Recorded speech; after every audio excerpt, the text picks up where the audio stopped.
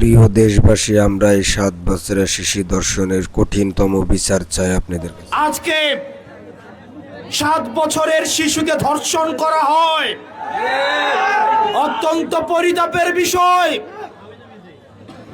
সেই শিশুর বাবা বুঝে গিয়েছে বিচার হবে না, সেজন্য উনি বিচার চাওয়া বন্ধ করে দিয়েছে। আমি কিছুই চাই না, বিচার আপনারা করতে পারবেন না। আপনাদের এই ধরনের কোনো রেকর্ড নাই, আপনারা পারবেন না। আমার মেয়েও ফিরে আসবে না, আপনারা বিচার করতে পারবেন? আজকে যে শিশুটা ধর্ষিত হলো, সেই শিশুর বাবার মতো আমাদেরকেও কিছুদিন পরে বলতে হবে আমরা আর বিচার চাই না।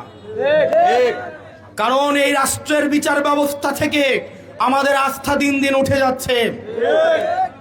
সেজন্য এই সরকারের কাছে আহ্বান থাকবে, আমার ভাই হাদি হত্যার বিচার আপনি সুনিশ্চিত করুন।